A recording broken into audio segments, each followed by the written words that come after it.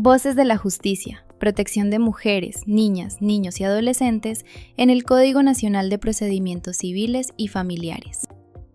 Hola, ¿qué tal? Bienvenidas y bienvenidos al programa Voces de la Justicia, una emisión más donde estaremos abordando temas sobre el Código Nacional de Procedimientos Civiles y Familiares.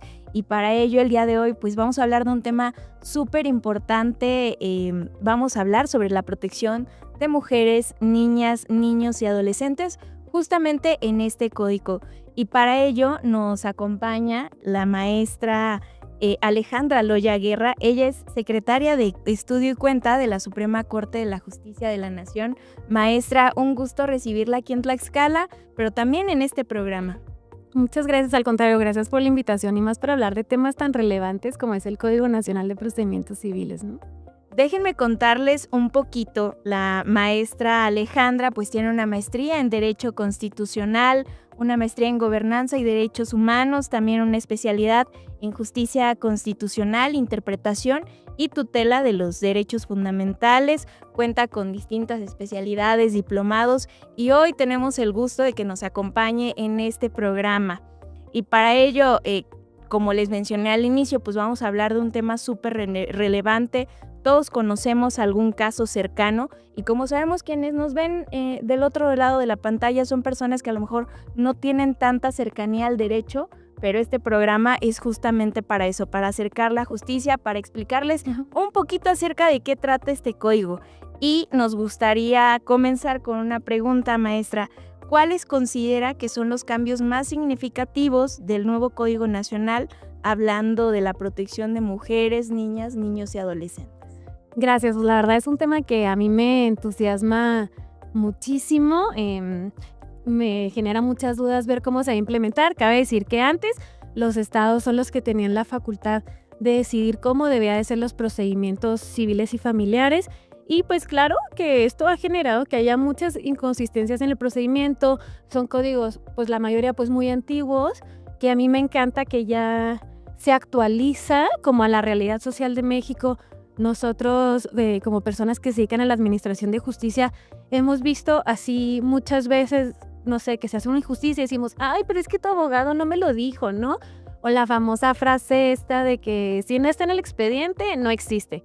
Entonces, creo que es muy importante que este Código de Procedimientos Nacionales, este Código Nacional de Procedimientos Civiles y Familiares, que ya tiene que entrar en vigor o se tiene que implementar a más tardar el 1 de abril de 2027, hace un esfuerzo como para homologar todos los procedimientos en materia civil y familiar, que cabe decir que son los procedimientos que más hay. El último censo hablaba que aproximadamente el 38% de los asuntos que había a nivel nacional eran en materia familiar y el 29% eran en materia civil, ¿no? O sea, estamos hablando que más de la mitad de la impartición de justicia se va justamente a estos asuntos civiles y familiares. Y pues la principal, que yo diría característica de este nuevo código es que implementa el principio de oralidad. Y en esta oralidad no es como cualquier oralidad como la que podríamos ver, por ejemplo, en los juicios orales mercantiles, sino que aquí el juez tiene que asumir un papel muchísimo más activo, incluso se le permite indagar la verdad de los hechos. No es a decirle a la parte, ay, es que ¿por qué no me lo dijo? Aquí el juez ya va a tener la oportunidad de preguntar directamente a las partes para conocer los contextos en los que se están resolviendo, sobre todo las cuestiones en materia civil y familiar. Una cosa que a mí me parece súper importante es que pues tenemos todas estas tesis de la Corte que nos hablan de que cómo se tenía que garantizar el acceso a la justicia de las mujeres, de los niños, niñas y adolescentes, de las personas con discapacidad. Y me parece que este código lo integra, o sea, hace un gran esfuerzo por dialogar con esta jurisprudencia de la Corte. Por ejemplo, ya establece la obligación de escuchar a las personas menores de edad, hace un procedimiento súper breve en materia de restitución internacional de menores, le otorga al juez la capacidad de introducir aspectos a la litis que no fueron alegados por las partes, como por ejemplo en materia de alimentos. A lo mejor tú vienes pidiendo un orden de protección porque eres víctima de violencia familiar, pero aunque no te lo pidan, el juez tiene que dictar los alimentos, ¿no? O por el contrario, vienen a pedir alimentos y le preguntas, no sé, ¿por qué se está separando, señora? No, pues porque me pega. Entonces, tú como juez ya puedes dictar de oficio también medidas de protección para para proteger a las víctimas. Sin que ellas lo soliciten. Sin que ellas lo soliciten. A mí me parece que esto era algo sumamente necesario, o sea, sobre todo en temas tan sensibles, ¿no? También incorpora pues una suplencia de la queja, que antes no, como una especie de lo que sucedía en amparo, pero ahora en tiempo real, en el que el juez pues va a tener que estar presente en todos los aspectos del proceso. A mí la verdad es un código que me gusta mucho. Incluso, para que se den una idea, cómo pone como en el centro de las personas, desarrolla en las declaraciones de ausencia, por ejemplo, en casos de desaparición forzada. Antes la declaración de ausencia pues tendría como fin de que resolver qué va a pasar con los bienes, ¿me explico? Y ahora ya no, ahora también, además de la propiedad, voltea a ver a la familia. Si una persona está desaparecida, ¿cómo vamos a garantizar la pensión alimenticia de sus hijos? ¿A cargo de quién va a estar la patria potestad, la guardia y custodia? O sea, a mí me gusta. También se incluye, por ejemplo, la justicia digital y la facultad del juez de... Perdón si me estoy alargando mucho, pero No, me emociona mucho. Estaba súper bien. Sí, porque ponte a pensar, si tú eres una persona, no sé, con alguna discapacidad, que se te dificulta trasladarte al juzgado, o que a lo mejor tu residencia está en otro lugar, tú puedes solicitar al juez que se lleve el procedimiento 100% en línea. Creo que el COVID pues fue algo que nos ayudó a muchos poderes judiciales a como fijar estos elementos. Y además, pues también viene la facultad de hacer estos ajustes al procedimiento para que la justicia, al final del día, lo que yo veo que busca este código es que sea como bien enfocada en un materia de derechos humanos, pero también que sea rápida, que sea pronta. Vemos que los juicios civiles y familiares son los juicios que más duran. O sea, a lo mejor a veces te demandan la pérdida de la patria potestad, pero estás resolviendo cuando la persona ya cumplió la mayoría de edad. Entonces, a mí me parece positivo. Y en este sentido, ¿qué mecanismos prevé el Código Nacional para garantizar justamente la protección inmediata de las mujeres víctimas de violencia familiar? Muchas gracias ¿Tienes por alguna esta pregunta? Sí, me parece que es súper necesario que las personas sepan esto, porque muchas veces pensamos que las únicas personas que pueden dictar medidas de protección cuando se está en riesgo es el Ministerio Público.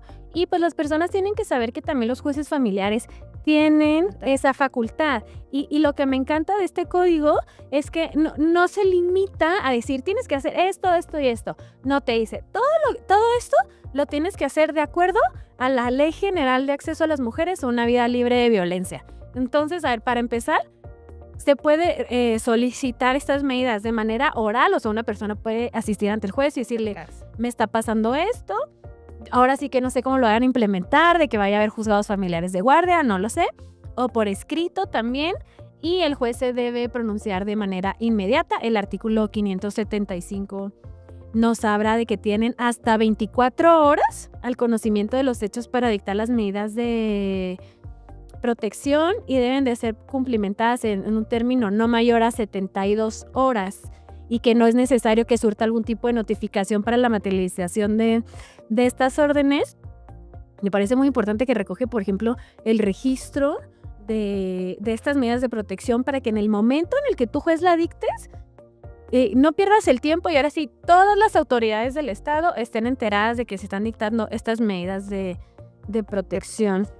Y ahora, ¿qué tipo de medidas de protección especiales urgentes puede dictar el juez de forma oficiosa para proteger a las mujeres, a las niñas, niños y adolescentes que se encuentran en riesgo y cuál es esta finalidad?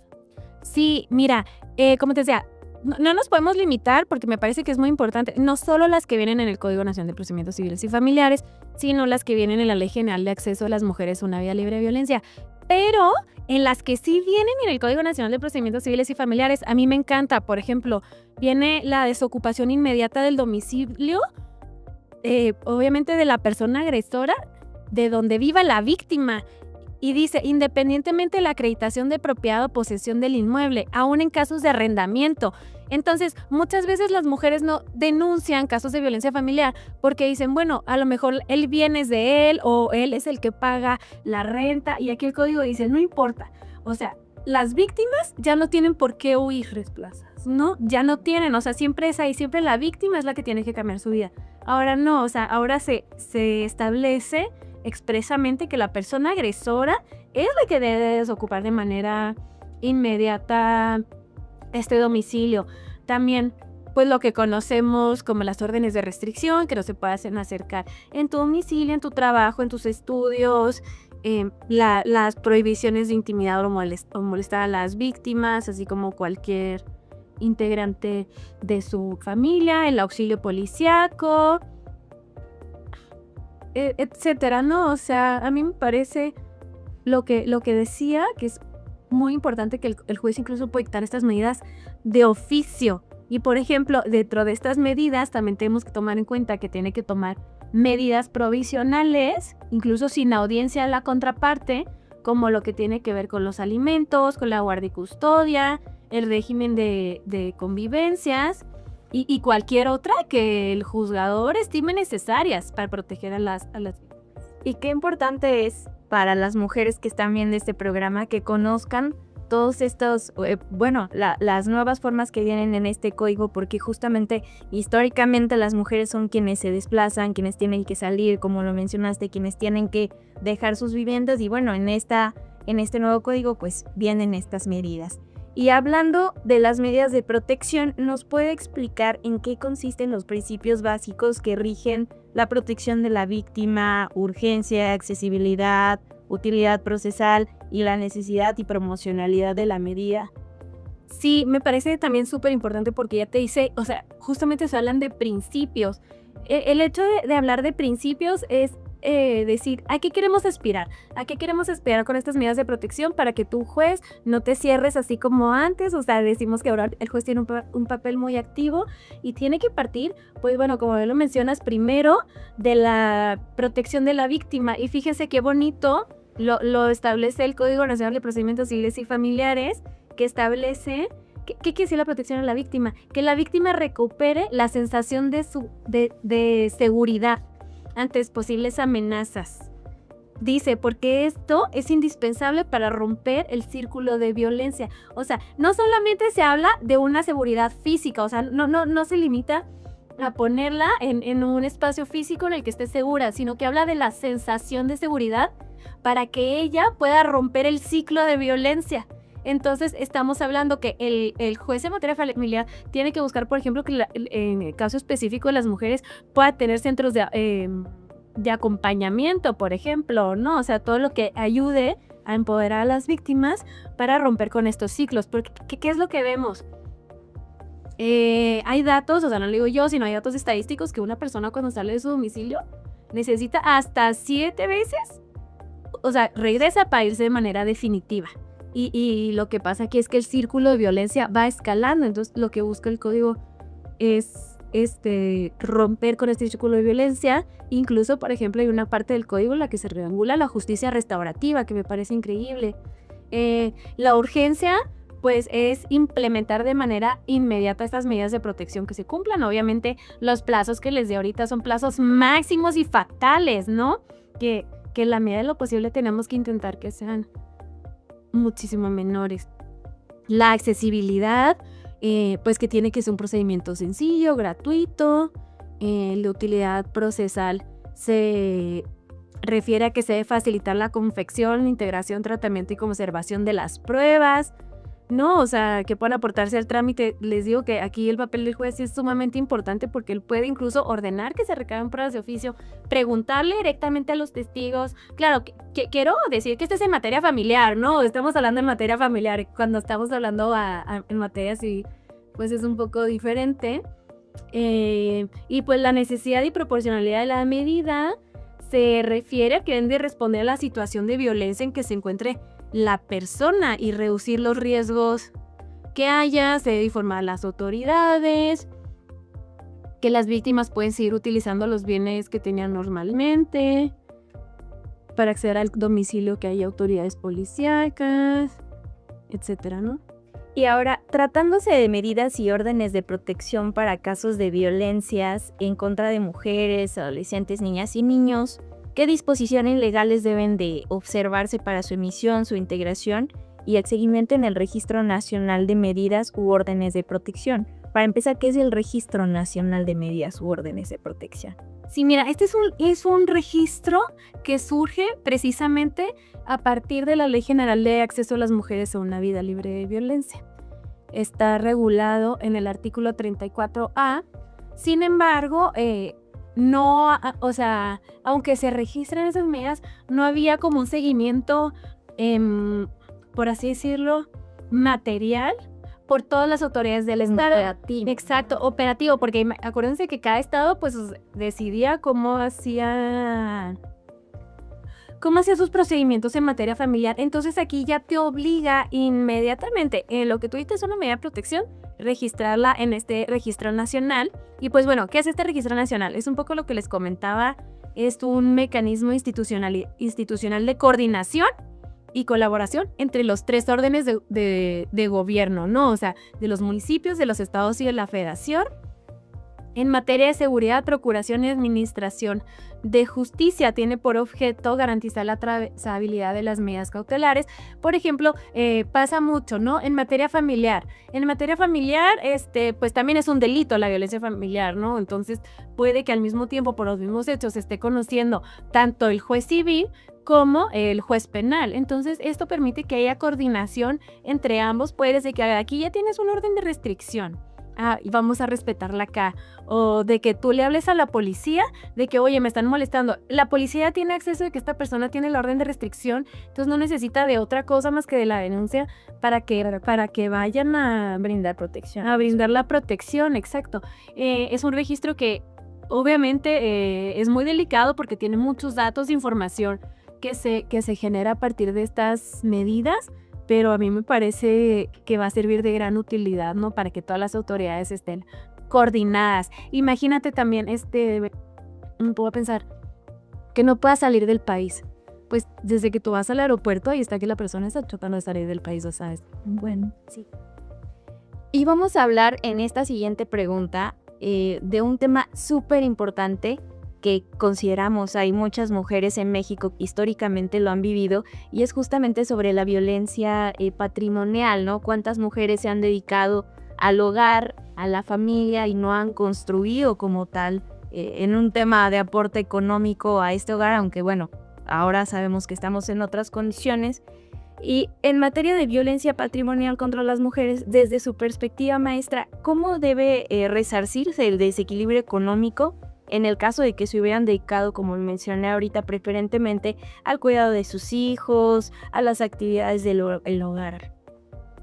Sí, mira, yo creo que aquí es muy importante decir de que independientemente de que haya violencia patrimonial o no, una persona, no tiene que ser exactamente la mujer, o sea, porque pues eso también es un estereotipo, pero siguiendo los roles sociales que son una realidad que hay en México, pues en su mayoría se puede decir que son las mujeres, y no lo digo yo, están los datos del INEGI, que se dedican al hogar y al trabajo de los hijos, lo que les impide crearse un patrimonio propio, porque desempeñan un trabajo que, aunque es trabajo y tiene valor, no es remunerado, sí, claro, de manera directa.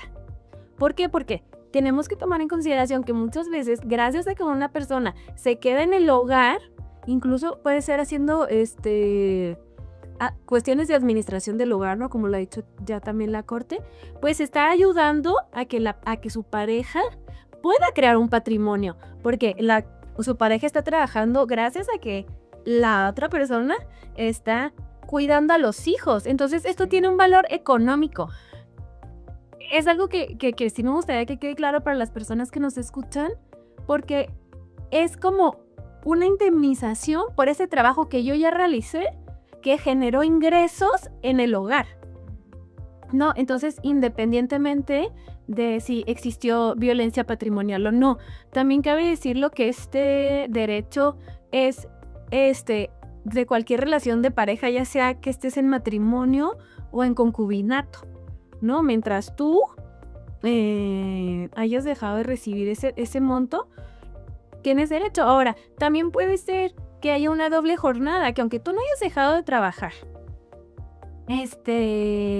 seguiste generando un ingreso, no pudiste generar tanto o crecer tanto porque, no sé, tú que trabajas en el Poder Judicial, no sé, ahorita que están las campañas para jueces que estuvieron el año pasado, pues a lo mejor muchas personas no podían salir a hacer campaña porque estaban en el hogar, ¿no? Pero en cambio sus parejas sí pudieron hacer campaña gracias a que había gente que estaba cuidando a los hijos, ¿no? Entonces todo esto tiene un valor económico que yo creo que debe de ser tomado en cuenta.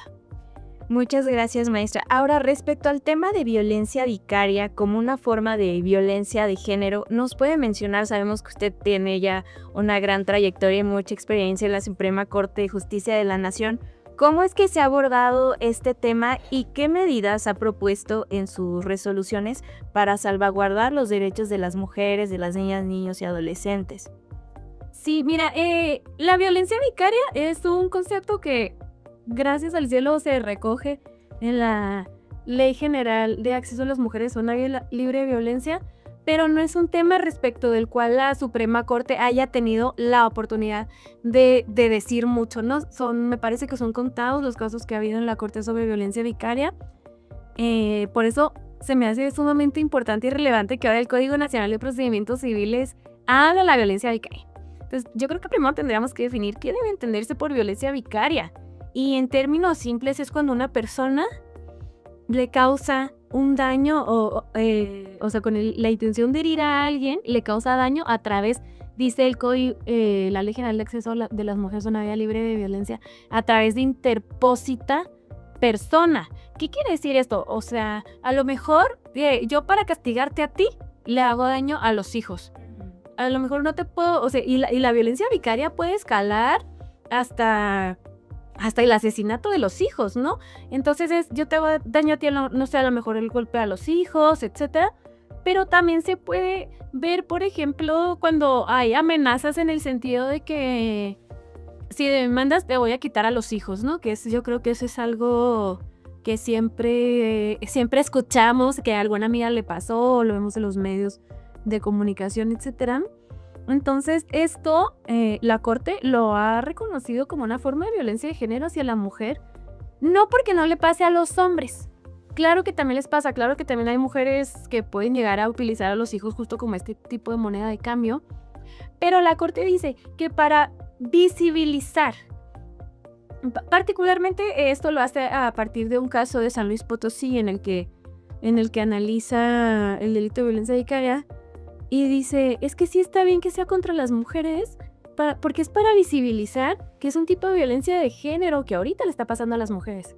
No significa que a los hombres no les pueda suceder, pero ya no sería violencia vicaria, sería violencia familiar, que sigue estando prevista en el propio código. Entonces dice, entonces es constitucional que se tenga por cometida en contra de las mujeres. Ese es uno de los primeros precedentes que tuvo no estoy segura si este año, a finales del año pasado, la nueva integración de la Corte también se pronunció sobre la constitucionalidad del delito de violencia vicaria, porque se decía en una acción de inconstitucionalidad, porque se decía que violaba el principio de taxatividad, porque no se definía qué es la violencia vicaria, ¿no? Porque, o sea, aquí por lo menos yo estoy viendo que el Código Nacional de Procedimientos Civiles y Familiares sí te remite expresamente a la ley general, pero en ese caso no lo hacía y la Corte tiene la convicción de que eso no es inconstitucional porque, o sea, existe una definición clara de dónde podemos acudir para hablar de violencia vicaria. Entonces,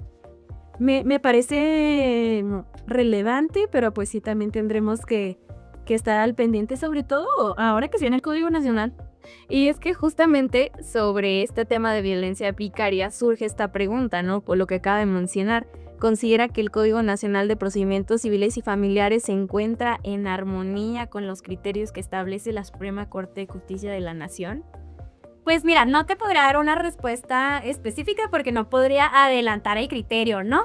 Pero lo que sí te puedo decir es que para mí sí es una gran novedad de gran trascendencia que el código reconozca la violencia vicaria y que haga que los juzgadores la volteen a ver, ¿no?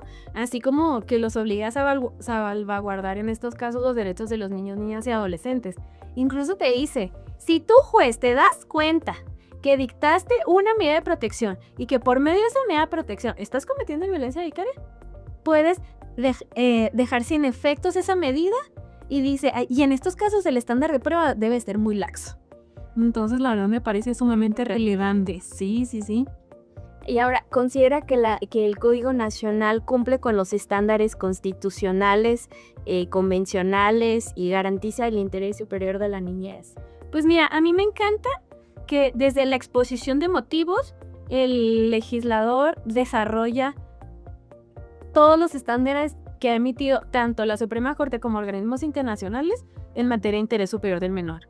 Ya establece como obligación que se les tenga que escuchar, que se tenga que tomar en cuenta su autodeterminación progresiva, que se pueden dictar medidas de protección para salvaguardarlos. En fin, o sea, a mí me parece que en este tema sí es muy novedoso en cuanto ya voltea el enfoque de los niños y adolescentes como titulares de derechos y no solamente como personas sobre las que se tiene que resolver una situación de hecho, ¿no?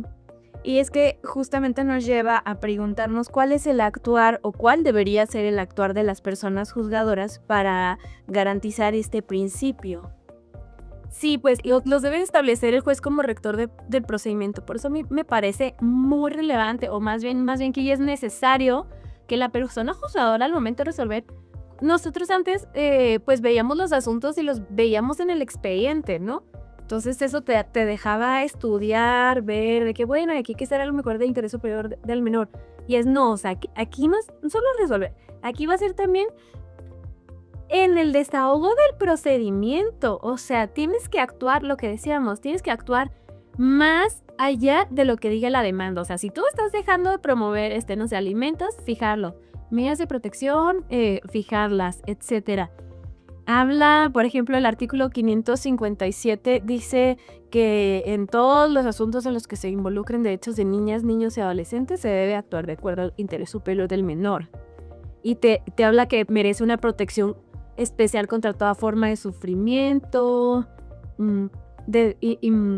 intentar que todo el proceso se desarrolle de una manera sana y libre de violencia, que se tiene que atender las características y condiciones específicas de cada persona menor de edad. Y algo que me parece sumamente relevante, que esto ha surgido también, pero, o sea, hay que decirlo, de la materia penal que lo han tratado aquí, de cómo se debe valorar una testimonial a una persona menor de edad. ¿Qué haces para no revictimizarlo? Específicamente te dice que debes de ver la necesidad de la admisión de la testimonial de los menores si no hay otras pruebas que te puedan servir, y de manera y en los casos en los que sí tienes que escucharlos para oírlos, te hace, o sea, viene la exigencia que se tiene que videograbar para evitar que se le tenga que volver a citar, ¿no? O sea, eso me parece súper relevante para prevenir como una futura revictimización, perdón. Habla también, por ejemplo, que en estos casos, pues la información jamás va a poder ser pública, entonces se tiene que suprimir siempre su nombre, etcétera, y pues lo que comentábamos, ¿no? Que se tiene que escuchar siempre su opinión.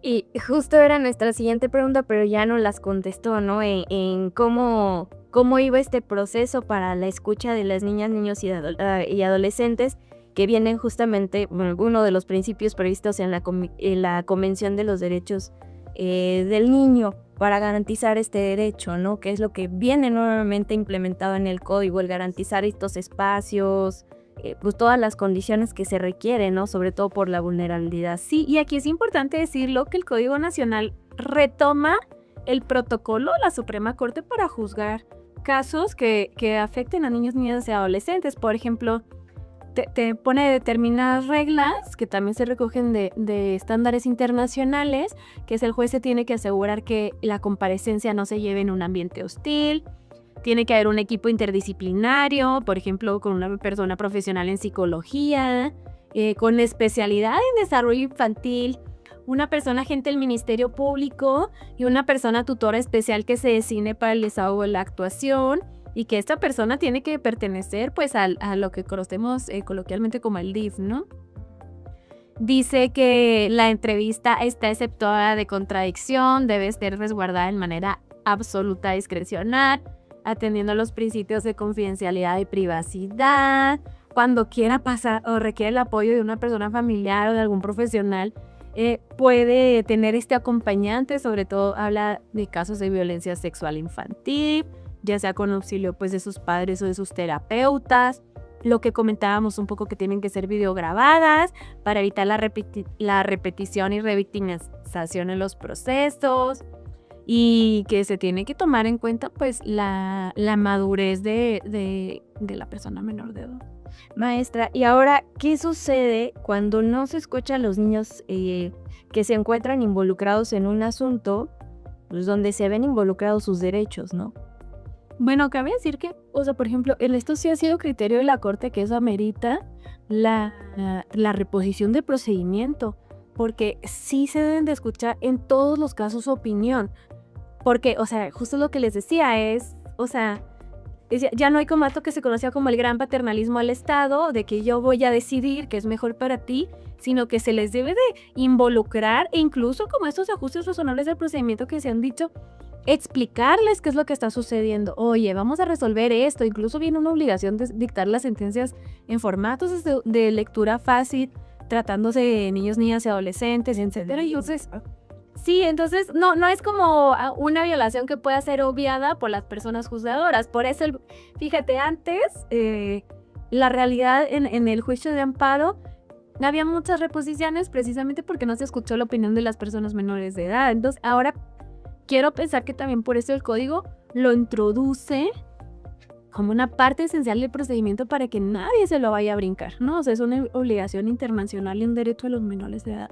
Maestra, ¿qué medidas debe tomar la persona juzgadora para evitar la revictimización durante los procedimientos orales en materia de infancias? Y si pudiera darnos un ejemplo, se lo agradeceríamos mucho. Sí, por ejemplo, de tratar de hacer la misma pregunta con diferentes palabras de grado que pudiera intimidar a la persona menor de edad. Por ejemplo, el Comité sobre los Derechos del Niño de la ONU ha recomendado que se debe prestar atención a las salas del tribunal. O sea, por ejemplo, ahorita que están haciendo todos los ajustes, dice que la persona juzgadora tiene que cuidar incluso su propia vestimenta, ¿no? Y también de las personas abogadas, y que debe de haber disponibilidad de pantallas de protección visual, por ejemplo, las cámaras de Gesell.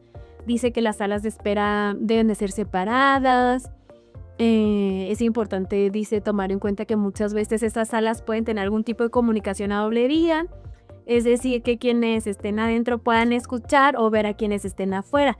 Por ende, se recomienda que los niños no puedan escuchar o ver a personas o espacios que puedan ser considerados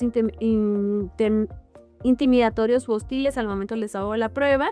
Y, por ejemplo, se ha reconocido, bueno, yo que soy Chihuahua y también puedo presumirlo, se ha considerado como una buena práctica.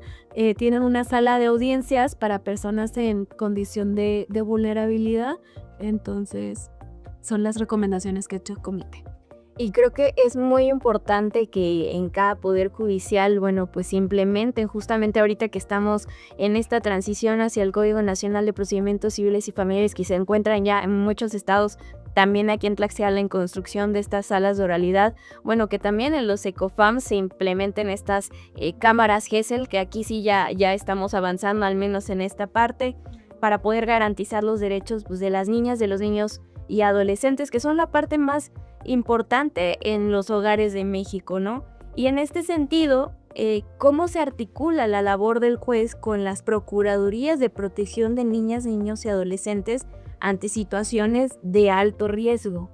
Sí, pues yo considero que aquí es indispensable que haya una colaboración coordinada y urgente para garantizar esta restitución inmediata de derechos en casos de algo de alto riesgo. O sea, la Procuraduría debe intervenir preventivamente y solicitar las medidas urgentes y el juez validarlas y ordenarlas. Y desde su perspectiva, maestra, ¿considera que es necesario que la persona juzgadora dé intervención a la representación coadyuvante en todos los asuntos en que se involucren los intereses de las niñas, niños y adolescentes? Sí, y también es motivo de reposición al procedimiento cuando no se haga. ya que este es como un mecanismo de protección complementaria para asegurar el interés superior de las infancias, garantizando pues que sus derechos y facilitando su participación directa en los procedimientos, sobre todo cuando se advierta que pueda haber intereses contrarios, ¿no?, entre las personas que ejercen la patria potestad de los menores. Maestra, ¿cómo es que se aplica la perspectiva de género en los procedimientos de custodia y de régimen de visitas?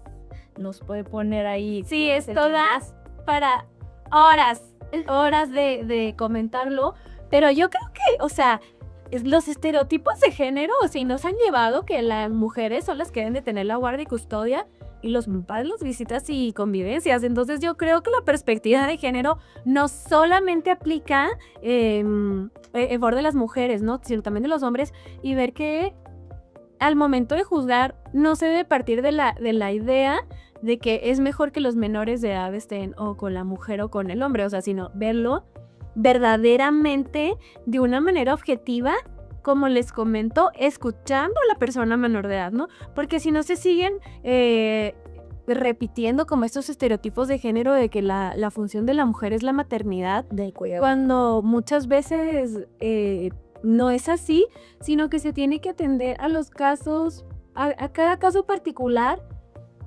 Yo diría, o sea, como que eso sería en sí, ¿no? Como que tratar de romper este papel que normalmente se le quiere dar a las mujeres en automático. Y ahora, ¿qué acciones prevé el código ante la detección de la violencia vicaria o alienación parental simulada?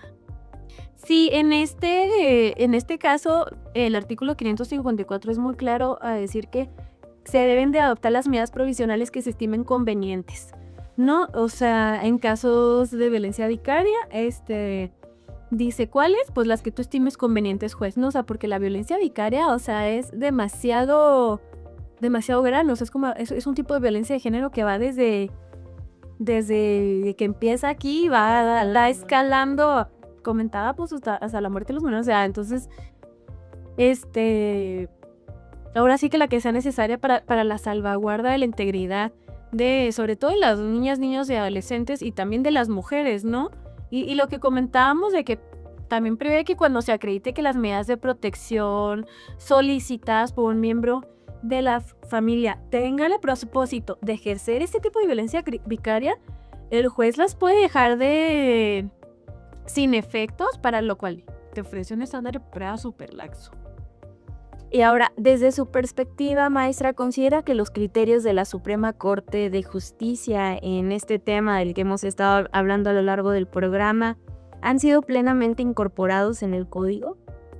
Pues mira, yo creo que, o sea, como te lo comentaba, sí hay un diálogo, sí se retoman muchísimos criterios de la Corte. No te puedo decir si todos o si falta alguno, o a lo mejor a la Corte también le faltan cosas por decir, ¿no? Pero sí creo que es un gran avance. ¿Y qué capacidad considera necesaria para que los actores judiciales, hablando de jueces, de secretarios, de psicólogos, pues para que puedan cumplir con este marco normativo? Híjole, pues lo que comentábamos antes de empezar, de que es una tarea brutal, ¿no? Implementar este código, o no sé si brutal, sino es una tarea muy fuerte, ¿no? O sea, va a representar un gran reto, sobre todo porque pues no es lo mismo tomar lo que decíamos, la decisión desde el escritorio, sino que en todos los asuntos va a tener que estar el juez ahí presente. Algo que no hemos comentado, que a mí me gusta mucho también del Código Nacional de Procedimientos Civiles, es que apuesta por la conciliación. Entonces, primero, o sea, si no queremos que haya un rezago en los estados, yo creo que que los poderes judiciales deben optar por la capacitación, sobre todo en los medios alternativos de solución de controversias, porque en esa medida, pues también va a bajar el número de asuntos a resolver, ¿no? Y pues lo que comentábamos un poco, que el juez ya va a tener un papel más activo. Definitivamente tiene que haber una capacitación en derechos humanos. Vemos que el Código Nacional de Procedimientos Civiles y Familiares trata de recoger por lo menos todo lo que se ha dicho en estas materias de derechos humanos, tiene que saber de qué manera puede intervenir, qué medidas puede dictar. ¿Qué se le puede preguntar a un testigo? ¿Cuáles pueden ser los focos de alerta de que una mujer está siendo víctima de violencia?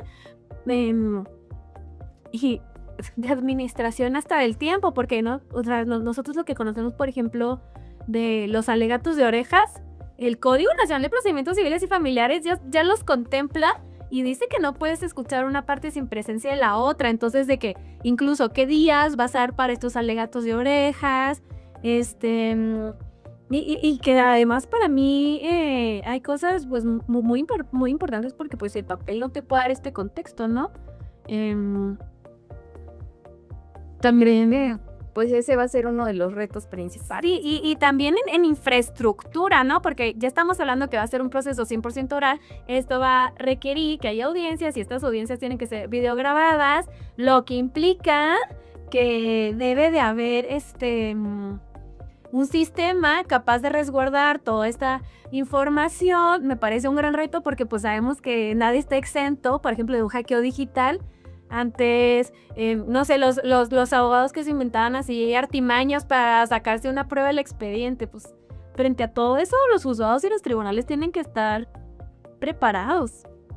¿Y qué reto quedaría pendiente para la implementación efectiva de este código? Ya enumeró algunas, pero en materia de mujeres, niñas, niños y adolescentes. Pues yo creo que la justicia digital es uno de los principales retos, porque no todas las personas tienen acceso a medios de comunicación. Creo que el código ya da un gran paso, deja que las notificaciones sean por correo electrónico, pero incluso que se me hace que eso ya llega tarde. Creemos que o sea, pues para mí el correo la verdad es obsoleto. O sea, yo lo utilizo, pues el del trabajo, pero mi correo personal de que me llegan nomás puras promociones de las tiendas en las que compro, ¿no? O sea, no, se me hace que es algo obsoleto. Si tenemos la capacidad de hablar con nuestros familiares y con todo el mundo, por ejemplo, en estos servicios de mensajería instantánea, creo que los debió de haber incorporado. Lo dejo ahí. Lo que decía, o sea, el hecho que el juez tenga que estar presente en todas las actuaciones, pues también va a implicar que pueda haber un gran rezago. Entonces, pues creo que eso va a ser un reto. Bueno, maestra, muchas gracias. Es un gusto recibirla aquí en el Poder Judicial. Y ya para ir cerrando este programa, nos gustaría que nos brinde un mensaje justamente para todos los que nos ven y nos escuchan, para las mujeres que están enfrentando estos conflictos, algo que quiera decirles. Pues que yo pienso que este Código Nacional fue creado por y para ellas, para que la justicia sea más accesible, más fácil, que sea una justicia verdadera. Entonces, que no les dé miedo a acercarse a los tribunales. No sabemos de qué manera y cómo se va a implementar este código, pero lo cierto es que recoge derechos que ya son suyos de por sí, ¿no? O sea, sobre todo hablando del tema de las medidas de protección. La historia tristemente nos ha enseñado que la violencia no baja, sino que va escalando. Entonces, pues que se animen a acudir a los tribunales de justicia, pues sobre todo pues aquí en Tlaxcala. La verdad es que también es un poco preocupante los niveles de violencia. Es uno de los estados que tiene mayor violencia en contra de las mujeres, y también yo siento que tiene que ver un poco con esta falta de, no sé si decirlo de cultura, pero de la denuncia, ¿no? Que nos sentimos culpables. A veces no queremos denunciar, no queremos hacer no queremos que las demás personas se enteren, sepan que pueden pedir que no se publiquen sus datos personales, que acudan de manera sumamente confidencialidad, y pues sobre todo hacerles saber que no es su culpa. Bueno, maestra, pues muchísimas gracias a todos los que nos ven y nos escuchan. Recuerden que pueden seguirnos a través de redes sociales, de Facebook, Twitter, Spotify, YouTube. Y seguiremos hablando de más temas tan importantes como el de hoy, no sin antes agradecerle a la maestra Alejandra Loya Guerrero. Gracias por visitar Tlaxcala, gracias por estar en este programa. Muchas gracias a ti. Y no se pierdan Voces de la Justicia. Síguenos en nuestras redes sociales y no te pierdas nuestro próximo capítulo.